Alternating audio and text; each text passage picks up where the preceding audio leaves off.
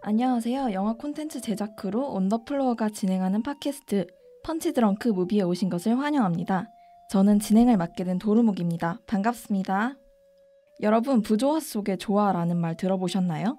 어울리지 않을 것 같은 여럿이 한데 모여 꽤 그럴듯한 모습을 형성할 때 쓰이는 말인데요. 오늘은 그 수식어에 가장 잘 어울리는 영화죠. 공포와 로맨스, 드라마라는 이색적인 조합으로 찬사를 받은 박쥐를 함께 살펴볼까 합니다.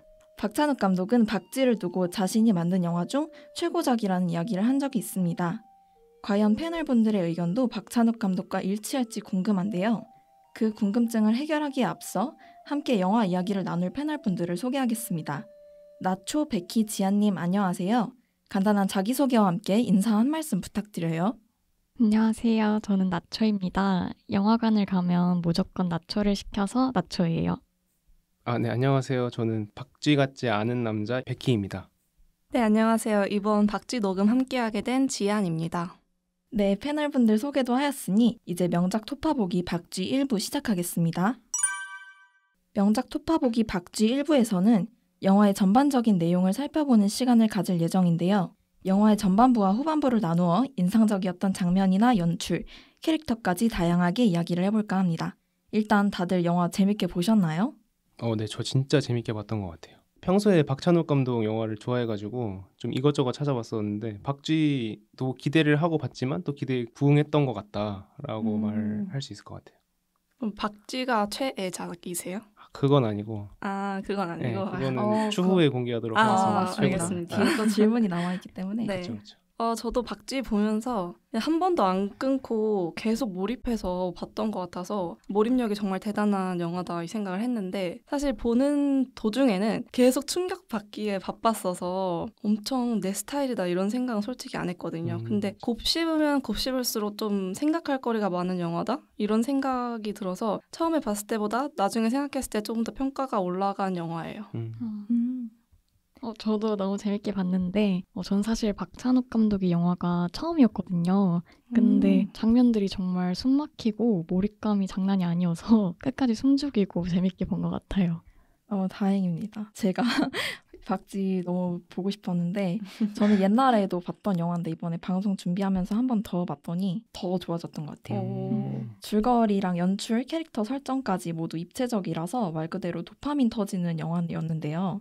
옛날 영화치고 러닝타임이 긴 편이잖아요. 맞아요. 그래서 조금 길다고 느껴질 수도 있는데 오랜만에 봐도 시간 가는 줄 모르고 봤던 것 같아요. 그리고 러닝타임 내내 영화에 끌려가는 듯한 느낌을 받았던 것 같습니다. 그렇다면 이제 본격적으로 영화 이야기를 해볼까요? 지안님, 영화의 1부는 어떻게 전개되나요? 네, 신부 상현은 신자들의 고통을 해결해줄 수 없는 자신의 모습에 무력감을 느끼고 비밀리에 진행되는 백신 개발 실험에 자원합니다. 실험 도중 바이러스에 감염된 상현은 죽음을 눈앞에 둔 상황에서 정체 모를 피를 수혈받아 뱀파이어로서의 생을 시작하는데요. 상현은 그의 기적적인 생존에 기도를 청하는 신자들 사이에서 어린 시절 친구였던 강우와 그의 아내 태주를 만나게 되고 태주에게서 알 수 없는 욕망을 느끼며 본능과 신앙을 두고 갈등하게 됩니다. 영화의 전반부부터 아이러니한 상황이 여러 보이는데요. 특히 기억에 남는 장면이나 연출 있을까요? 저는 집을 벗어나고 싶어서 새벽마다 맨발로 달렸던 태주와 그 행위를 그저 몽유병이라고 알고 있는 강우와 라여사가 정말 인상적이었어요. 약간 그 대사와 장면 하나로 태주가 살아온 삶이 여실히 느껴져서 태주의 답답함이 크게 와닿는 장면이었던 것 같아요. 좀 불쌍했어요. 맞아요. 저는 상현이 실험에 참가해가지고 죽잖아요, 결국. 맞아요. 죽고 나서 천으로 얼굴을 덮어놨는데 그때 성경을 읽지 않나요? 네. 맞아요. 그 장면이 너무 좀 소름 끼쳐가지고 맞아요. 그 장면이 좀 기억에 남습니다. 저는 영화 극초반에 이제 그 식물인간 된 분이 자기 얘기를 하고 그 상현이 그분을 위해서 기도를 읽고 하는 그런 시퀀스들이 그냥 전체적으로 영화의 분위기를 알 수 있게 해주는 장면이었던 것 같아서 좀 인상에 남았고 나중에 그 식물인간이 되신 분을 상현이 뱀파이어가 된 후에 피를 빨아먹는 장면이 나오는데 이렇게 침대 밑에 누워서 빨아먹는 게 처음 나왔을 때 전 되게 충격을 받았던 기억이 있어서 인상 깊었습니다. 저도 강우가 자는 동안 태주가 쪽가위로 위협하는 장면이 있잖아요. 맞아. 입에다가 대고. 네, 그래서 저는 사실 쪽가위도 인상적이었지만 그거를 들고 심장을 찌를 줄 알았거든요. 아, 근데 입에다 확 넣어버리길래 그거를 보고 깜짝 놀랐는데 아니나 다를까 뒤에서 한 번 더 변주돼서 그 장면이 나오더라고요. 맞아요. 그래서 왜 입에 넣을까라고 생각했는데 그런 강우가 얄미운 말 같은 거를 많이 맞아, 하니까 맞아. 혀를 잘라버리고 싶다는 건가? 약간 이런 생각도 들고 되게 충격적인 장면이었습니다. 맞아요. 뱀파이어가 된 상현은 타인의 피를 먹는 본인의 행동을 지속적으로 합리화하는데요. 이러한 상현의 모습은 어떻게 보셨나요? 저는 처음엔 너무 안타까웠던 것 같아요. 약간 상현의 말대로 상현은 처음에 신자들이 그 고통을 해결할 수 없는 무력감에 좋은 마음으로 실험에 참여했던 거잖아요. 네. 그래서 원치 않았던 자신의 기존의 신부라는 삶을 부정하는 자신의 모습에 혼란스러웠을 것 같아요. 저는 약간 효성 씨 있잖아요. 이제 네. 누워있는 효성 씨 피를 멋대로 마시고 나서 나중에 이제 다투는 장면에서 그 사람은 남이 배부른 모습을 좋아하니까 의식이 있어도 피를 나눠줬을 거다. 맞아. 이 대사가 맞아. 되게 웃겼거든요. 맞아요. 네. 그래서 그런 구차한 변명을 계속하면서 자기가 윤리성을 잃지 않았다는 거를 보여주기 위해서 되게 애쓴다는 느낌을 많이 받았던 것 같아요. 저도 나초님처럼 초반에는 그게 당연한 행위라고 생각을 했어요. 왜냐하면 인간이었다가 하루아침에 뱀파이어가 됐으니까 자신의 윤리관은 인간의 것이어야 하는데 자신은 인간에 먹는 사람이 되는 거니까. 근데 갈수록 그 합리화가 당연한 합리화에서 뭐랄까 이성을 갖춘 척하는 합리화? 그러니까 자기는 그죠. 이제 인간이 아닌 걸 자신도 알아버렸는데도 인간인 것처럼 행동하려 하는 게 좀 미선적이라고 느꼈던 것 같아요. 후반으로 갈수록. 그래서 결국은 뱀파이어가 된 자신의 능력은 필요할 때 잘만 쓰고 다니잖아요. 뭐 맞죠. 날아다닌다든지 태주를 꼬시기 위해 뭐 동전을 부서뜨린다든지 그런 건 잘 쓰면서 계속해서 이렇게 태주는 잘못된 것인 것처럼 말하고 자신은 굉장히 이성적인 사람인 것처럼 하는 게 약간 얄밉긴 했습니다. 저도 그 도르묵님 말씀처럼 효성 씨가 카스테라 얘기하면서 맞아요. 원래 먹을 걸 잘 베푸는 사람이다 이런 식으로 합리화를 해서 이해는 됐지만 좀 되게 없어 보여가지고 그죠. 좀 별로였어요. 상현의 딜레마는 종교에 의해 더욱 극대화되는데요. 영화가 가톨릭이라는 종교적 요소를 활용한 이유는 무엇이라고 생각하세요? 저는 일단 기존의 그런 뱀파이어 영화랑 약간 다르게 가기 위한 요소 중에 하나라고 생각을 하거든요. 그래서 그 상현 개인이 뱀파이어가 된 존재로서 내면적인 갈등을 보여주기 위해 가톨릭이라는 요소가 정말 잘 쓰였다고 생각을 해요. 그래서 특히 이 가톨릭 신부라는 설정이 있었기 때문에 상현이 본인의 행동을 계속 더 크게 죄의식을 느끼면서 살지 않았나 하는 생각이 들었습니다. 저도 뭔가 가톨릭이라는 요소가 그 본능이랑 욕구 이런 거랑 좀 대립되잖아요. 네. 그래서 이런 걸 집어넣음으로써 상현이라는 인물 자체가 좀 입체적으로 그려지지 않았나. 그게 다 박찬욱 감독의 큰 그림이 아니었나 싶습니다. 네. 저도 비슷하게 뱀파이어라는 게 약간 인간의 원초적인 욕망을 뜻하는 거라면 카톨릭이 인간이 생각했을 때 가장 이상적이고 숭고한 느낌인 거잖아요. 그래서 대조적인 요소로서 사용하지 않았나 싶었어요. 맞아요. 저도 그렇게 생각했고 그리고 하나만 더 말하자면 개인적인 생각인데 그런 간극을 더 크게 하기 위한 장치로서 쓴 것도 맞는 것 같고 영화를 보는 내내 이 종교가 긍정적인 의미보다는 부정적인 의미로 쓰였다고 생각하거든요. 맞아요. 영화에서. 그 가톨릭 신자분들이 보면 조금 기분 나쁠 것 같은 장면도 많이 있어요. 그랬나? 조금 그랬던 것 같아요. 그런 평도 많이 있더라고요. 맞아요. 그래서 저도 약간 생각했던 게 그 영화에서 지속적으로 막 구원을 바라는 그런 사람들이 되게 많이 나오잖아요. 뭐 종교에 의지해서 구원을 원한다던가 상현의 능력을 막 숭배하는 사람들도 있고 뭐 그런 것들이 근데 결국엔 다 안 좋게 끝나고 마치 허상인 것처럼 영화에서는 묘사가 돼서 박찬욱 감독이 이 영화에서는 종교라는 것을 좀 부정적으로 얘기하는 것 같다라는 느낌을 좀 받았고 종교에만 의지해서 집착하는 모습을 보이는 사람들을 경계하고자 하는 의도가 있었던 것 같아요. 좋습니다. 태주는 밤마다 마을의 구석구석을 맨발로 뛰어다니며 억압된 삶 속 답답함을 해소하는데요. 패널분들에게도 태주처럼 스트레스를 푸는 나만의 방법이 있으신가요? 일단 저부터 얘기하자면 저는 약간 즉각적으로 해결할 수 없고 좀 시간이 흘러야 하는 문제들에서 되게 스트레스를 크게 받거든요. 그래서 예전에는 스트레스가 쌓이면 피어싱 하는 걸로 그거를 팍 날려버렸었는데 그게 좀 좋지 않은 해결 방법이라는 생각이 들어서 요즘에는 잘 안 하고 밖에서 친구를 만나거나 쇼핑을 하면서 푸는 것 같아요. 그러면 피어싱 몇 개 뚫으셨어요 그때? 많았을 때는 5개 정도 있었던 것 같아요.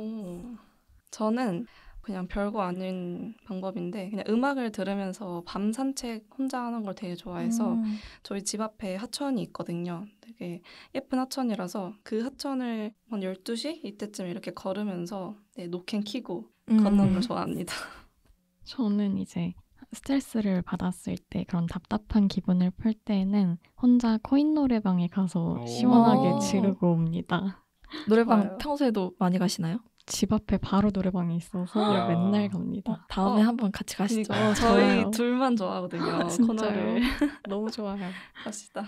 저는 밴드를 하고 있어서 오. 에어컨을 안 켜고 드럼을 치는 걸 좀 선호하는데 왜 에어컨을 안 켜신 이유가 있나요? 땀을 좀 흘려야 스트레스가 풀리더라고요. 약간 운동처럼 하는 그쵸, 건가요? 그쵸, 그쵸. 일부러 오. 그 박자 빠른 노래를 열심히 치곤 합니다. 오, 신선한데요? 그렇다면 상현이 태주에게 처음부터 묘한 끌림을 느꼈던 이유는 뭐라고 생각하세요? 이거는 진짜 근데 김옥빈 배우가 너무 예쁘지 않나요? 맞습니다. 어떤 남자를 됐다가도 끌리지 않을까 맞아요. 싶습니다. 네. 보는 맞아요. 저도 끌렸기 때문에 맞아요. 박지의 김옥빈이 리드라고 늘 하잖아요. 맞죠. 그래서 저도 딱 이 질문을 받고 처음 생각했던 게 예뻐서 아니야? 약간 이 생각이 제일 먼저 떠올랐고 두 번째로는 그 서로가 그냥 무의식 중에 자신에게 호감이 있다는 것을 알지 않았을까? 쳐다보면서 그 둘만의 묘한 텐션이 있었던 것 같거든요. 그쵸. 처음부터. 의미심장한 네. 눈빛이 있어요. 그래서 그냥 딱 끌렸을 것 같다 이런 생각이 들었어요. 저는 약간 태주가 좀 구원이 필요한 위치에 있는 사람인데 마냥 이렇게 도와달라고 도움을 바라는 성격이 아니라 약간 자존심도 세고 그런 성격이다 보니까 상현이 자주 볼 법한 사람이 아니고 자신과 되게 반대되는 인물이라는 점에서 좀 끌렸을 것 같고 근데 그 와중에 상현과 태주가 만날 때쯤에 둘 다 결핍이 있는 상황이었잖아요. 그래서 그런 게 서로를 굉장히 끌어당기는 요소였지 않나 생각했어요. 맞아요. 저도 비슷하게 약간 상현이 처음부터 자신이 구하지 못한 신자들로 인해서 실험까지 지원을 했던 상현인데 그래서 태주 또한 자신이 구원해야 할 대상으로 바라봐서 좀 더 끌렸을 것 같아요.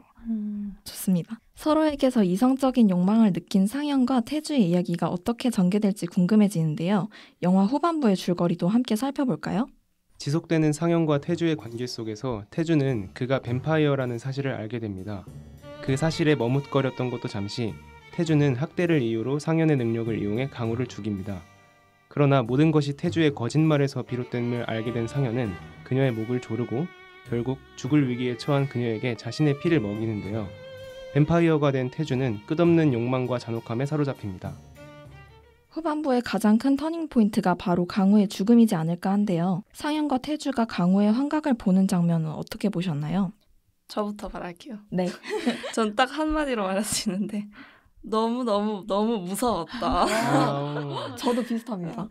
왜냐면 제가 새벽에 이걸 혼자 봤는데 굉장히 집중해서 보게 되잖아요. 그러면 그래서 네. 엄청 집중해서 보는데 정말 제가 공포 영화는 하나도 못 보는 사람이고 스릴러도 볼 때 굉장히 마음을 엄청 졸이면서 보는 스타일이라서 강우가 너무 무서워가지고 저는 진짜 무서웠던 기억이 제일 첫 번째로 떠오르는 것 같아요. 맞아요. 저도 특히 그 신하균 배우님이 계속 카메라를 보면서 활짝 웃잖아요. 맞아요. 그게 굉장히 무섭기 때문에 다 젖어가지고 막 맞습니다. 저도 같이 본 사람이 아니었으면 진짜 정말 무서웠을 것 같아요. 같이 다행히 보셨구나. 네, 친구랑 봐서 괜찮았는데 와 그렇게 축축한 물침대의 사운드랑 모두 다 젖어있는 세 배우의 열연 때문에 정말 무서웠던 것 같아요. 맞아요. 이게 호불호가 갈리는 와중에도 강우를 사이에 두고 태주랑 상현이 관계를 하는 장면은 호평을 엄청 받았다고 하더라고요. 오, 네. 아. 저도 그 장면은 정말 각인이 잘 됐던 맞아, 것 같아서 네.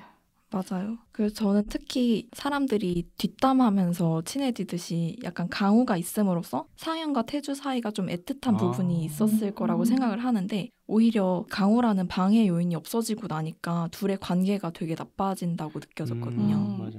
그런 내용을 극대화해서 보여주는 연출이 아니었나 생각했어요. 맞는 것 같아요. 그러니까 공공의 적이 있을 때는 그죠? 그거 하나만을 위해 이제 바라보는데 그게 사라지니까 자기들에게 화살이 향하는 그런 맞아요. 모습인 것 같아요. 그래서 서로를 막 탓하잖아요. 맞아.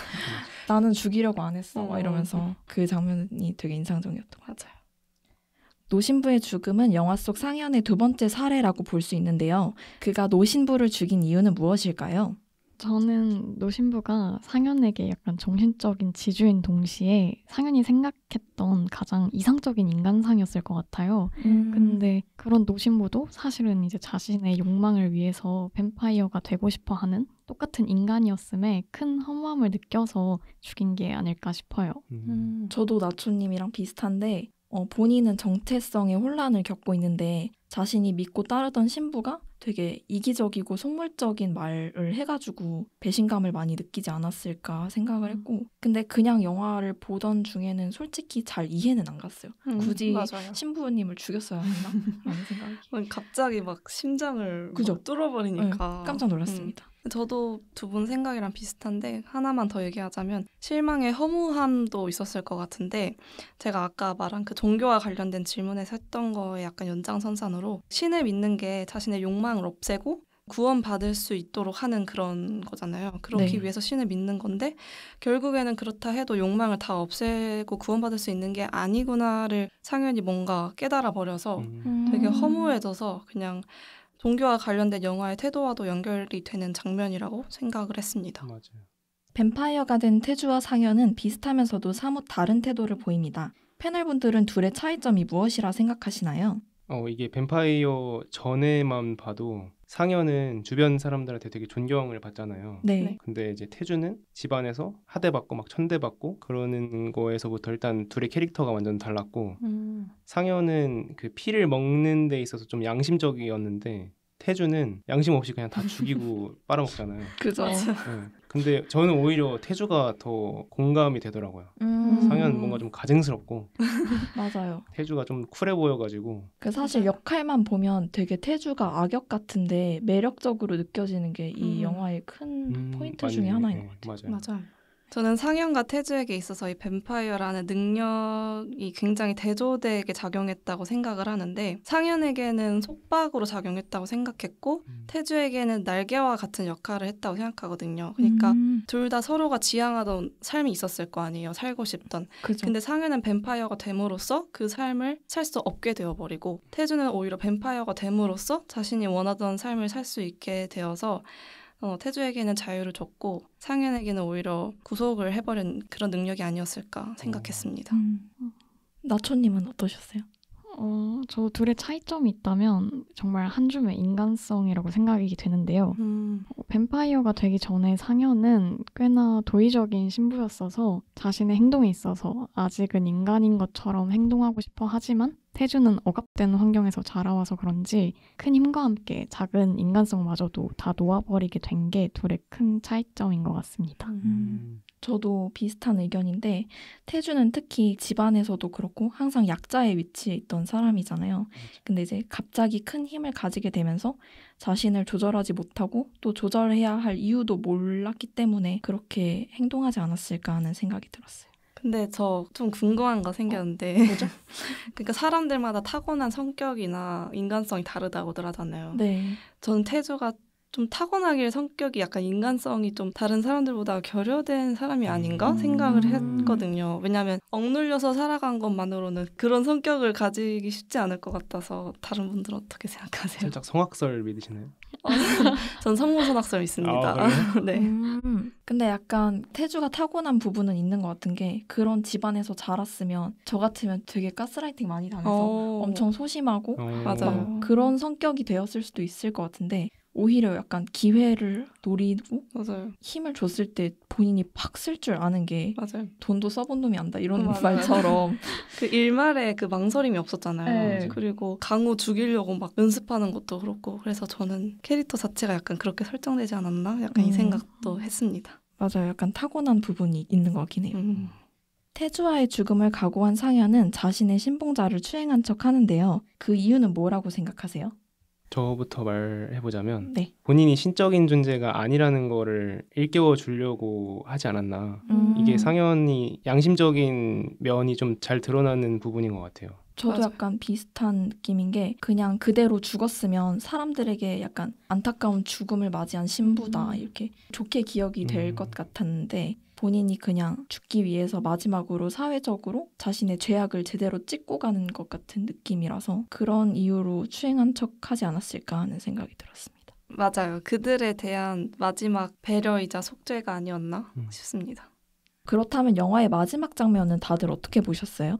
저는 이 영화를 볼 때는 이 영화를 보는 내내 엄청 혼란스러웠었는데 후반부터 이제 결말까지가 제일 좀 괜찮았던 것 같아요. 제일 와닿았던 것 같아요. 그래도 이게 로맨스를 좀 말하는 영화구나 이런 걸 느꼈달까? 그래서 박찬욱스럽다. 박찬욱식 멜로 같다를 결말 때문에 그렇게 생각하게 된 것 같아요. 전개될수록 좀 잘 이해되는 느낌이요. 네, 맞아요. 끝으로 갈수록 조금 정리가 됐다? 그죠. 이런 느낌? 결말이 좋았다고 생각해요. 맞아요. 저도 비슷하게 마지막 장면 이전에는 로맨스 영화라기보다는 욕망에 충실한 그런 영화구나라고 생각을 했는데 마지막 장면으로서 진짜 상현이 그래도 태주를 사랑했다고 느껴져가지고 로맨스 영화라고 생각하게 됐던 것 같아요. 저도 처음에 상현이 태주 신발 신겨주는데 끝에도 반대로 신겨주잖아요. 맞아요. 그래서 수미상관 구조가 너무 인상 깊기도 했고 타 죽잖아요. 햇빛에. 네. 너무 불쌍하더라고요. 맞아요. 죄질이 안 좋긴 한데 저는 약간 의문이 들었던 지점이 왜 엄마를 뒷좌석에 굳이 태워서 죽는 모습을 보여줬을까 하는 의문이 제일 먼저 들었거든요. 패널분들은 어떻게 생각하세요? 저는 강우도 죽이고 되게 못된 짓을 많이 했잖아요. 그래서 그렇게 나쁜 짓을 한 자신이 죽음으로써 조금이라도 호소를 한 게 아닌가 싶었습니다. 제가 봤을 때는 약간 그 둘이 죽는 장면이 영화적인 연출 때문에 그런지 낭만적으로 보여서 그 뒤에서 라여사가 그 죽음을 보는 게 마냥 기쁘기만 했을까 하는 생각이 들더라고요. 맞아요. 그래서 어떻게 보면 좀 그 둘이 같이 죽음을 맞이하는 게 얄미워 보일 수도 있겠다는 생각이 들어서 굳이 엄마를 데려갔어야 했나 하는 생각이 들었던 것 같아요.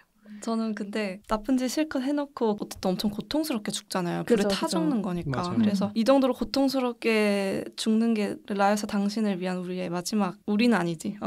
나 상현의 마지막 속죄다. 약간 그런 느낌이었지 않을까 싶어요. 그렇다면 마지막으로 간단하게 밸런스 게임 진행해볼까요? 패널분들은 상현이 다시 돌아간다면 태주를 뱀파이어로 살렸을 것이라고 생각하나요? 저는 무조건 살렸을 것 같아요. 왜죠? 상현은 일단은 파워 F거든요. 제가 봤을 때는. MBTI가 그래서, 여기서 네, 태주가 대문자 T인 것 같고 상현이 F인 것 같은데 뭔가 제 생각에는 살리고 나서 다시 회유하려고 했을 것 같아요. 그러지 말자 우리 이랬을 것 같아요. 네. 저도 당연히 살렸을 것 같아요. 이렇게 될 걸 알고도? 기억을 갖고 돌아간다고 해도 저는 살렸을 것 같아요. 일단 저는 태주가 상현을 사랑하는 것보다 상현이 태주를 더 사랑했다고 생각을 하거든요. 네. 이거를 근데 사랑이 아니라 뭐 욕망이었다라고 보시는 분들도 있는 것 같은데 어쨌든 저는 사랑이라고 생각을 했어서 파국으로 치닫는 관계가 될 것임을 알면서도 그 상황에서 상현이 태주를 그냥 죽게 냅두질 못했을 것 같아요. 그걸 보질 못했을 것 같아요. 저도 이것 때문에 살렸을 것이라고 생각을 하는데 마냥 자기의 의지만은 아닌 것 같다고 생각을 하는 게 태주를 다시 살리는 장면 직전에 라여사랑 눈이 마주치는 장면에서 약간 뭔가 죄의식이 느껴져서 살린 부분도 있었을 것이라고 생각을 했거든요. 그래서 맞는 것 같아요. 네, 본인이 한 번도 다른 사람 앞에서 살인을 저지른 적이 없었는데 두 눈 똑바로 뜨고 보는 사람을 딱 직시하고 나니까 약간 충동적으로 살린 부분도 있지 않았을까 하는 생각이 들었어요. 그렇게 볼 수도 있겠구나 싶어요. 저는 태주가 뱀파이어가 되고 나서 기억을 가지고 돌아간다면 상현은 태주를 저는 살리지 않았을 거라고 생각을 했거든요. 오. 왜냐면 자신이 누군가를 구원할 수 있을 거라는 그 오만함이 날뛰던 태주를 보면서 정말 여실히 느꼈을 것 같아서도 있는데, 정말 사랑했던 태주가 사실 누군가를 해치게 둘 것 같지 않다는 생각을 했어요. 그래서 살리지 않지 않을까라는 생각을 하게 됐습니다. 저 얘기를 들으니까 일리가 있는 것 같아요. 태주를 그냥 순수한 채로 네. 죽게 냅두는 그럴 수도 있겠네요. 그러면 3대1이 되었네요. 바꾸시는 분 없으세요? 아무도 없는 걸로. 그대로 가겠습니다. 네, 저도. 1부에서는 영화 박쥐의 전반부와 후반부 줄거리를 살펴보며 영화의 핵심 내용과 각 장면, 캐릭터가 가지고 있는 의미에 대한 이야기를 나눠보았습니다. 뱀파이어라는 소재가 이끌어내는 철학적 고찰이 매 순간 인상적이었는데요. 2부에서는 영화의 특징을 좀 더 내밀하게 들여다보고자 합니다. 1부에서는 미처 다루지 못했던 장르적 특징과 연출, 감독에 관한 이야기들이 2부에서 진행될 예정이니 끝까지 들어주시면 감사하겠습니다. 영화에서 가장 로맨틱한 장면 중 하나이기도 하죠. 태주가 뱀파이어로 다시 살아나는 순간의 사운드 트랙 해피 버스데이 들으며 2부 시작하겠습니다.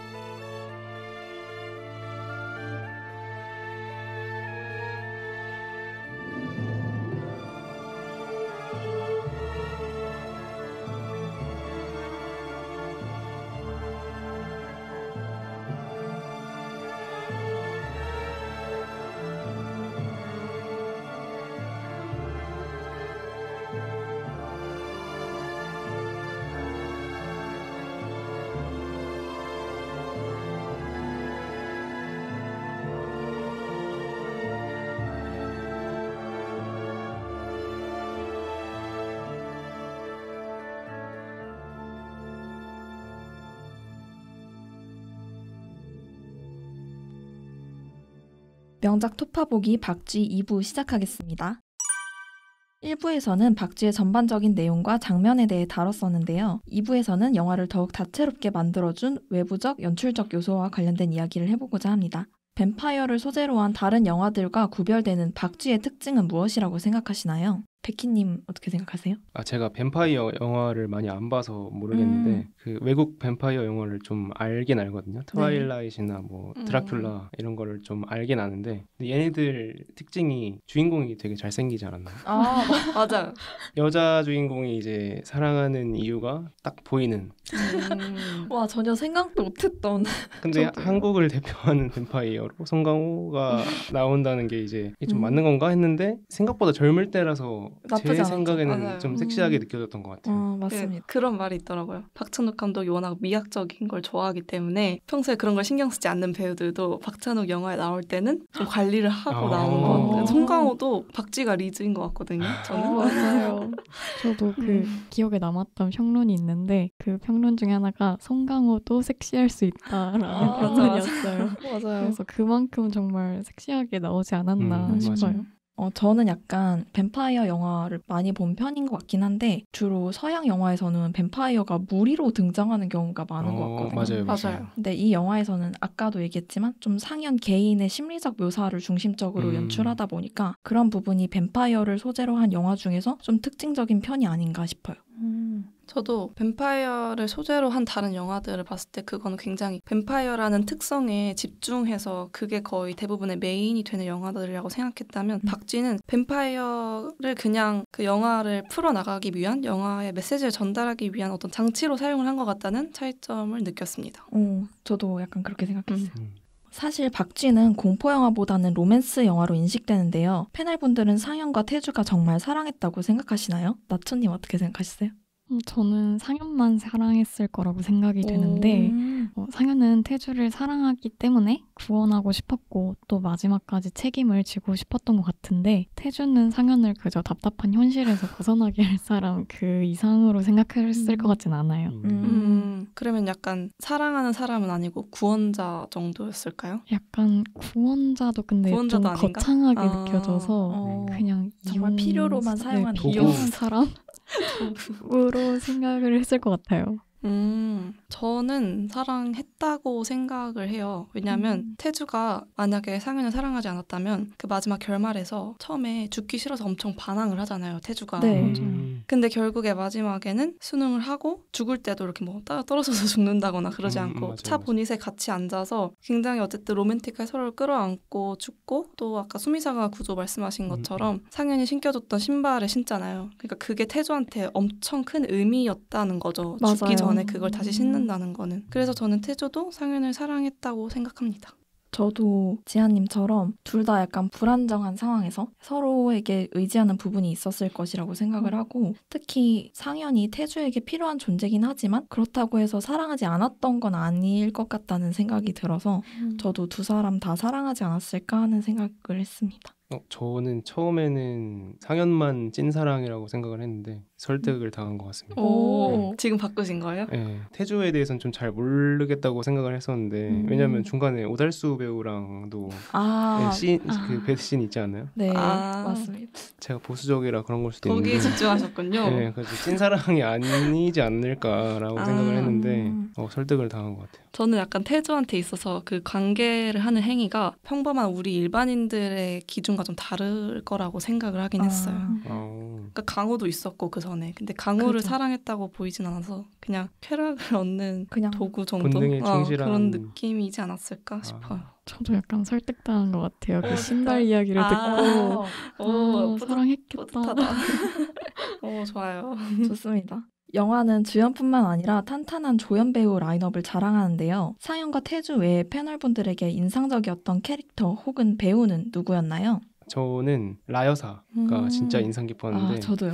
중간부터 대사가 없이 그냥 눈으로만 하잖아요. 맞아요. 손가락만 끄적이고 그게 가끔 웃기기도 하고 뭔가 소름 돋기도 하고 중간에 막 엄청 깜빡거렸을 때는 맞아요. 너무 무서웠어요. 진짜 저는. 기가 막히더라고요. 저도 초반에는 약간 되게 무례하고 기분 나쁜 아줌마의 캐릭터를 너무 잘 살려서 막 목소리만 들어도 진절머리가 나는 그런 느낌이 들었는데 후반부로 갈수록 점점 더 소름 돋는 연기력을 보여주셔가지고 조연 배우들 진짜 잘 뽑았다라는 생각이 맞아요. 들었어요. 진짜 메소드. 맞아요. 저도 라요사 연기가 정말 인상 깊었는데요.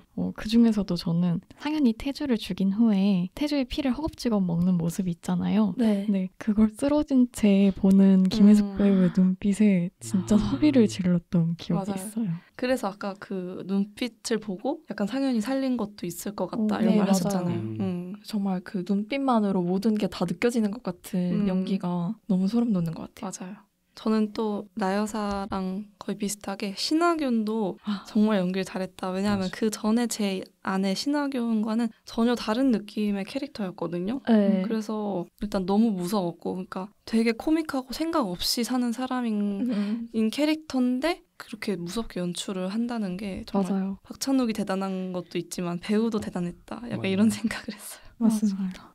영화는 연출에 대비되는 이미지를 많이 활용하는데요. 패널분들의 기억에 남는 연출 따로 있을까요? 저는 그 색감이 좀 되게 눈에 계속 띄었던 것 같아요. 뱀파이어는 피를 빨아먹고 사는 존재인데 전체적인 분위기 굉장히 파란색을 많이 쓰잖아요. 파란색을 많이 써서 뭔가 우리가 생각하는 이미지와는 좀 반대되는 느낌도 있었고 그리고 그 파란색 이미지가 영화 전체적인 분위기를 만들어줬다고 생각해요. 그래서 물도 많이 나오고 맞아요. 강우도 물에 빠뜨려서 죽이잖아요. 그런 요소를 좀 많이 썼구나 해서 인상 깊게 봤던 것 같습니다. 저도 피와 물에 대한 이야기를 하고 싶은데요. 맑은 피와 다르게 벽지나 주인공을 접게 했던 물이 이상하게 점도가 높게 느껴지더라고요.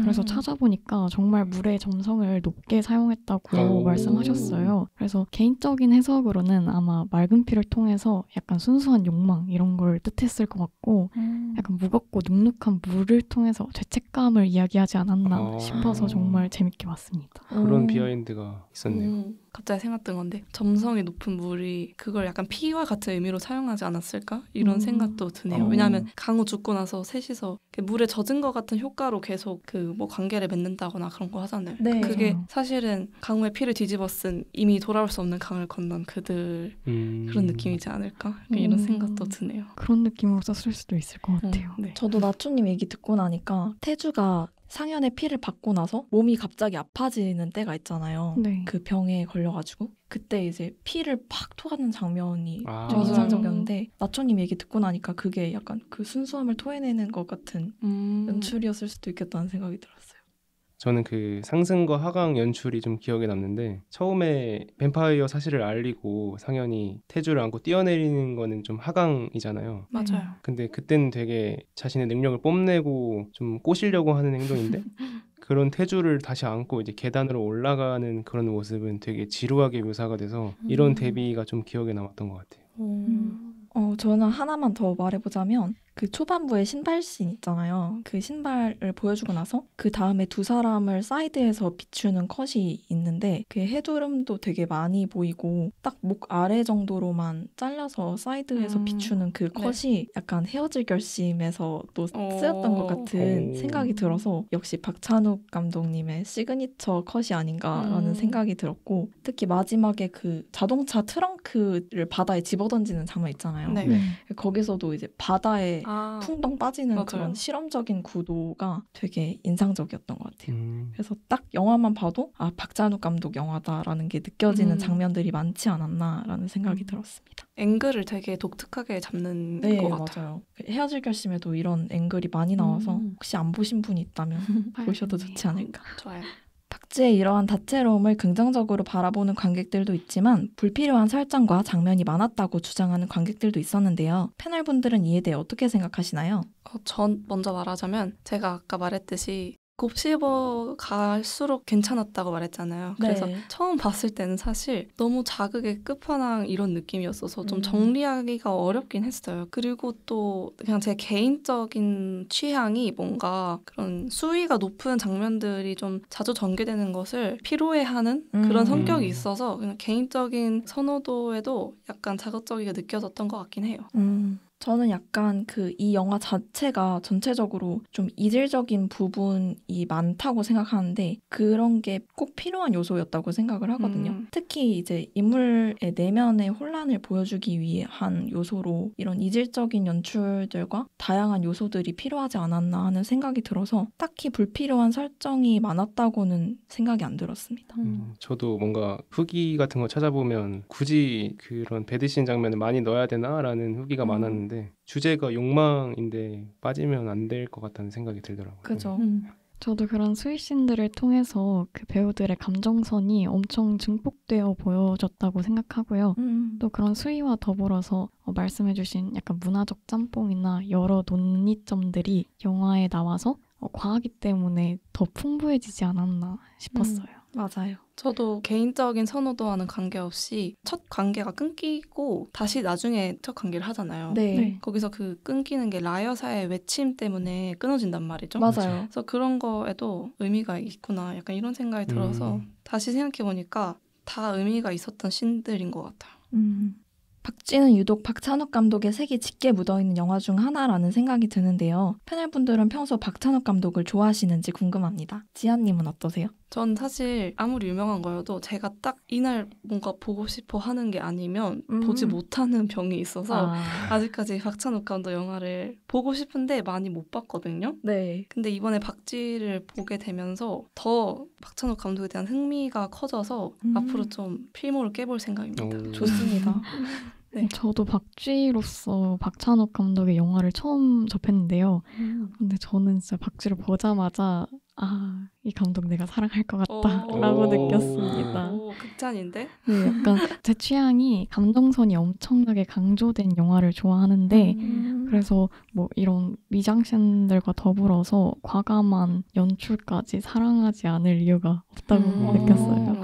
너무 좋아요. 현상입니다. 네. 저는 이제 평소에 박찬욱 감독을 너무너무 좋아하는 편인데요. 감독 토파보기를 하고 싶을 정도로 좋아하는 감독이고 가장 좋아하는 영화는 친절한 금자씨예요. 그래서 박찬욱 감독 연출 스타일도 있지만 특히 같이 작업하시는 유성희 미술 감독님이 연출하시는 스타일이 유명하죠. 굉장히 미장센도 아름답고 그래서 친절한 금자씨에도 유성희 미술 감독님이 연출하신 부분이 되게 제 마음에 드는 부분이 많아가지고 박찬욱 감독 영화를 많이 안 보신 두 패널분들에게 많이 추천해주겠습니다. 네. 정말 보고 싶어요 다. 저도 엄청 좋아하는데 저는 그 미장센도 미장센인데 BGM이 아주 기가 막히더라고요. 아, 항상 맞죠. 모든 영화마다 올드보이도 그렇고 그쵸 그쵸.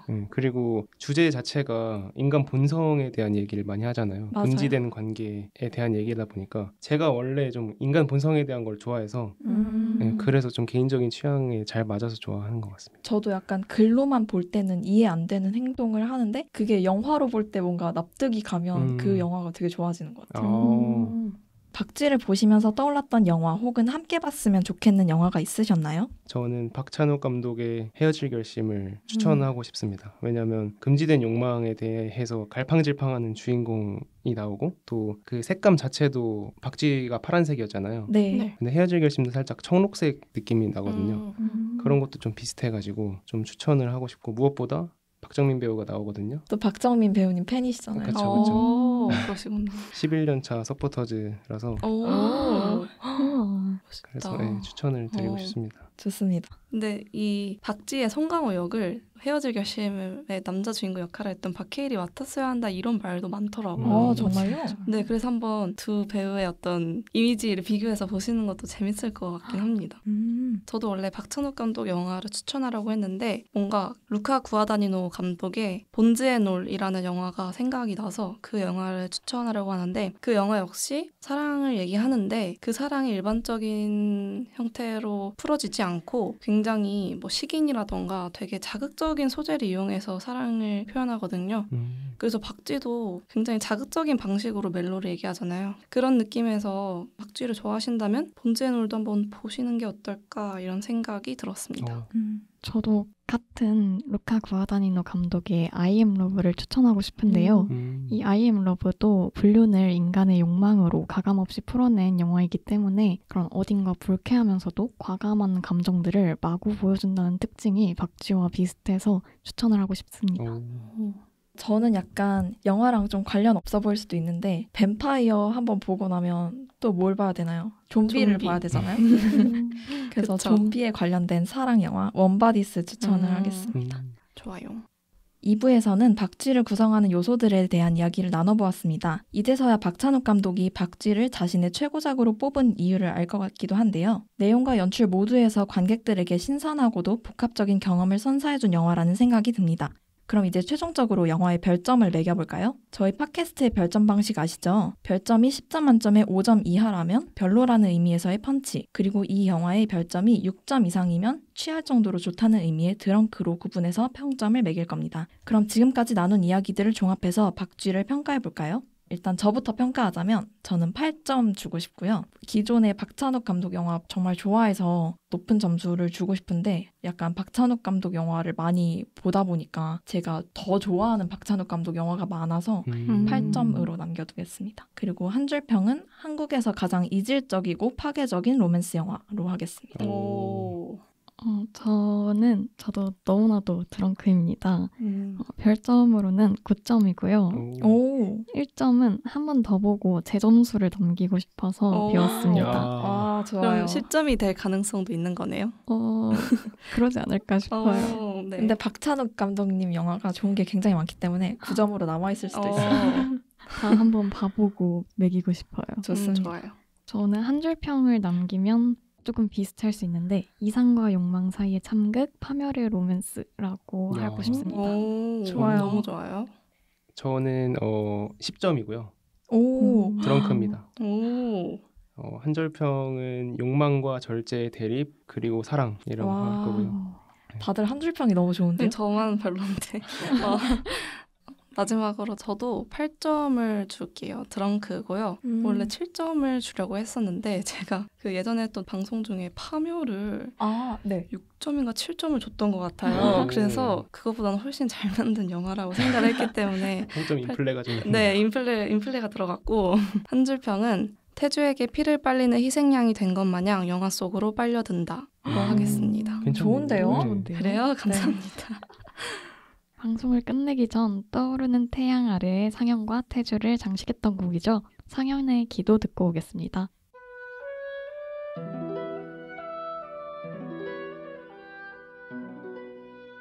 지금까지 박찬욱 감독의 영화 박쥐에 대한 이야기를 나눠보았는데요. 영원한 사랑과 영원한 생을 꿈꾸던 두 인물이 영원한 죽음에 이르는 과정을 매혹적이면서도 처연하게 그려낸 영화였습니다. 박쥐의 영재는 thirst, 갈증입니다. 이 단어는 목이 말라 물을 마시고 싶은 느낌, 혹은 무언가를 몹시 조급하게 바라는 마음을 의미하는데요. 첫 번째 뜻이 생존과 닿아있다면 두 번째 뜻은 삶의 쾌락과 연결됩니다. 이와 같이 영화는 욕망을 갈증의 대상, 즉 삶의 필요 조건이자 충분 조건으로 소비합니다. 결국 인간과 욕망을 떼어낼 수 없다는 것을 증명하는 듯 하는데요. 그러나 영화를 통해 끝없는 욕망의 최후를 본 우리는 그 대가를 두려워할 수밖에 없는 것 같습니다. 부디 우리 몸속 욕망의 피가 잔잔하고 유효하게 흐르기를 바라는 마음과 함께 방송 마무리하겠습니다. 지금까지 진행의 도루묵, 패널의 나초, 베키 지안이었습니다. 다음 시간에 만나요.